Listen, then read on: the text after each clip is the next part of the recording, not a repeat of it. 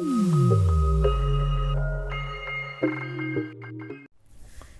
दोस्तों, इस वीडियो में मैं आपको जानकारी दूंगा कक्षा 10वीं के अध्याय 5 प्रश्नावली तीसरा के ये छठवां प्रश्न है। तो इसको देखते रहिए। सबसे पहले यहाँ पे लिखा है वे संख्या पता करें जिनका मध्यानुपाती 24 और तृतीयानुपाती 192 है। तो हम लोग यहाँ पे दो संख्या मान लेते हैं। तो यहाँ पे मैं लिखूंगा माना कि दो संख्याएं, ठीक ना। पहले संख्या को हम लोग x मान लेते हैं और दूसरी संख्या को y मान लेते हैं। अब यहाँ पे देख सकते हैं कि दो संख्या x y मान लिया, इन दोनों संख्याओं का मध्यानुपाती कितना है, 24 है। तो यहाँ पे हम लोग प्रश्नानुसार लिख सकते हैं। तो पहले मध्यानुपाती 24 हो तो हम लोग क्या कर सकते हैं, यहाँ पे लिख सकते हैं x और y का मध्यानुपाती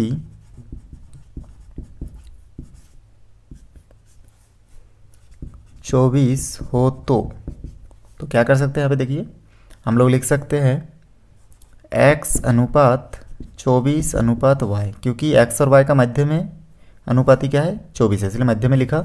अब इसको आगे सॉल्व करूँगा तो यहाँ से मैं लिख सकता हूँ x अनुपात 24 समानुपात 24 बटे y, या फिर इसको मैं लिख सकता हूँ x बटे 24। पहले x को 24 के साथ अनुपात में लिखेंगे और बराबर के बाद फिर 24 को y के साथ अनुपात में लिखेंगे, ठीक ना। तो ऐसे भी लिख सकते हैं, ऐसे भी लिख सकते हैं। यहाँ पे x और y आपस में गुना हो जाएगा, तो x y इक्वल टू यहाँ पे 24 है, 24 गुना में आ जाएगा। तो इसको हम लोग मान लेते हैं समीकरण 1।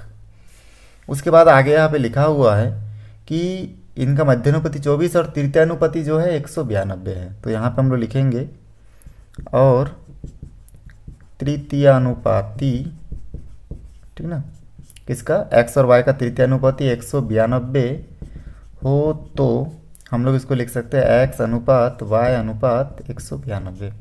और फिर इसको लिखने का तरीका क्या हो सकता है, देखिए x के साथ y को अनुपात में लिखेंगे और y के साथ 192 को अनुपात में लिख लेंगे। और आगे इस प्रकार से इन दोनों को गुना करेंगे, इन दोनों को गुना करेंगे तो हो जाएगा y का स्क्वायर, x और 192 को तिरक गुना करेंगे तो हो जाएगा 192x। तो यहाँ तक आप लोगों को समझ में आ गया होगा। इसको हम लोग ले लेते हैं समीकरण 2। अब समीकरण 1 और 2 से हम लोग देख रहे हैं कि समीकरण 1 और 2 में क्या चीज़, देखिए एक समान है या फिर अलग अलग, जो भी है आप इसमें देख के देख सकते हैं कि हम लोग या तो समीकरण 1 से मान निकाले x का और इसमें रख दे, या फिर इस मान को समीकरण 2 को हम लोग चेंज करते। तो समीकरण 2 को हम लोग लिख सकते हैं, यहाँ पे 192 को इधर पक्षांतर करेंगे, x के साथ गुना में है तो इधर 192 आके हो जाएगा 192 बटे के नीचे यहाँ पे हो जाएगा x। तो आप एक काम कीजिएगा आप लोग कि यहाँ पे समीकरण 2 इसको ना मान के इसको समीकरण 2 मान लीजिए, ठीक है। तो इस प्रकार आसानी होगा। तो यहाँ पे समीकरण 2 से आप देख रहे हैं कि x का जो मान है वो कितना है, वाई स्क्वायर 192 है। इसको थोड़ा और सही करके लिखेंगे तो x इक्वल टू हम लोग लिख सकते हैं वाई स्क्वायर अपन 192। तो अब हम लोग देखिए इसी को मान लेते हैं, वरना आप लोगों को बाद में दिक्कत होगा। तो समीकरण ये हो गया 2, ये हो गया समीकरण 1। अब समीकरण 1 और 2 को हम लोग हल करेंगे तो देख रहे हैं कि समीकरण 2 से हम लोग x का मान को यहाँ पे रख सकते हैं समीकरण 1 में। तो इसमें लिखेंगे समीकरण 2 से x का मान समीकरण 1 में रखने पर, अब समीकरण 2 से x का मान समीकरण 1 में रखेंगे। तो चलिए मैं इस तरफ लिख लेता हूँ।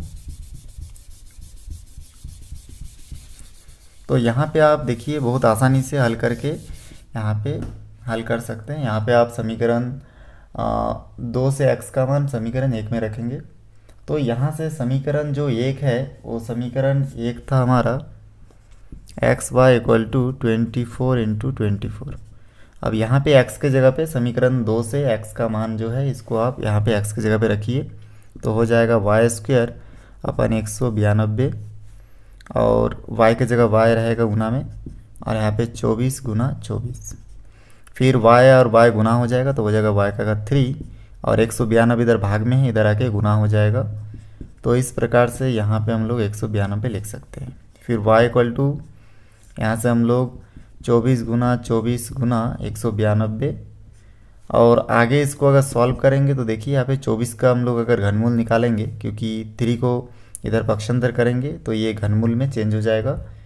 घात 2 को पक्षांतर करने से वर्गमूल और घात 3 को पक्षांतर करने से घनमूल में चेंज हो जाता है। तो इस प्रकार 24 का हम लोग घनमूल निकालेंगे तो रफ में निकाल के आप देख सकते हैं। यहाँ पे मैं चलो रफ में निकाल लेता हूँ। तो 24 का हो जाएगा, 2 से भाग देंगे तो 12 आएगा, 2 से भाग देंगे 6 आएगा, 2 से भाग देंगे 3 आएगा और 3 से भाग देंगे तो 1 आएगा। तो यहाँ पे 2 2 2 और 3 प्राप्त हो रहा है। तो यहाँ से लाइन से मैं लिख लेता हूँ, यहाँ पे लिख सकता हूँ 2 गुना 2 गुना 2 गुना 3। दूसरा जो 24 बचा है इसको भी हम लोग लिख सकते हैं 2 गुना 2 गुना 2 गुना 3। और 192 को हम लोग हल करेंगे तो यहाँ पे मैं चलिए अलग से आप लोगों को यहाँ पे हल करके बताता हूँ कि कितना आ सकता है। 192 का अगर हम लोग घनमूल निकालेंगे तो इसको अभज्य गुणनखंड विधि से पहले हल करेंगे। 2 से भाग देंगे, 9 दूनी 18, 6 दूनी 12 और इस प्रकार से 2 से भाग देंगे, 4 दूनी 8, 8 दूनी 16, 2 से भाग देंगे यहाँ पे आ जाएगा 24, फिर 2 से भाग देंगे तो 12, फिर 2 से भाग देंगे तो 6, फिर 2 से भाग देंगे तो 3 और 3 से 3 को भाग देंगे तो 1 प्राप्त होगा। तो इस प्रकार से यहाँ पे प्राप्त हो रहा है, देखिए 1 2 3 4 5 6, 6 बार 2 प्राप्त हो रहा है और 3 एक बार। तो यहाँ पे मैं फिर इसके बाद जगह तो है नहीं, चलिए मैं इसको साइड में जो है ये सब मिटा देता हूँ। तो यहाँ पे 6 बार 2 और 1 बार 3 प्राप्त हुआ है, ठीक है ना। इसको मैं मिटा देता हूँ और यहाँ से इस लाइनिंग को मैं यहाँ तक बनाता हूँ। तो 2 को गुना करूँगा, 2 गुना 2 गुना 2 गुना 3 बार हुआ और ये 3 बार और ये हो गया 3 एक बार।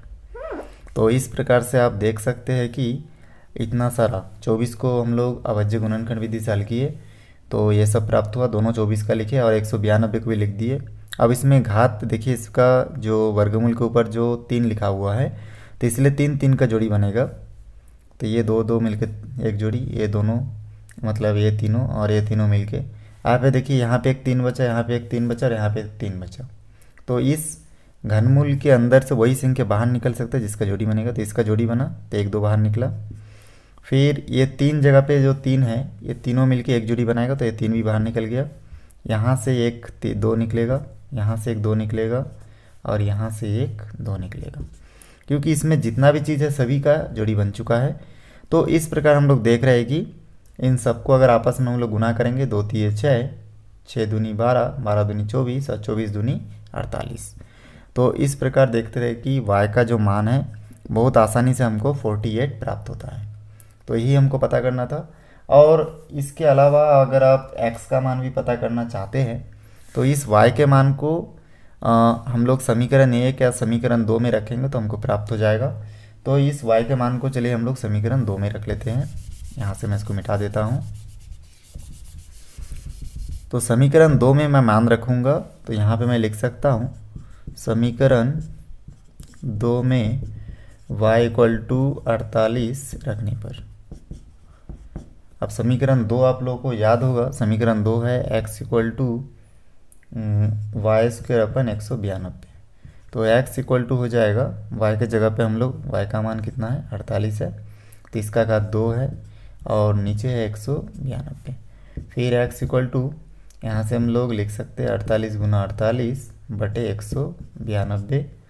यहाँ से हम लोग देख रहे दोनों सम है तो यहाँ पे हम लोग काट सकते हैं 24 दूनी 48 और 2 से 192 को हम लोग अगर भाग देंगे तो हो जाएगा 9 दूनी 18, 6 दूनी 12, 96।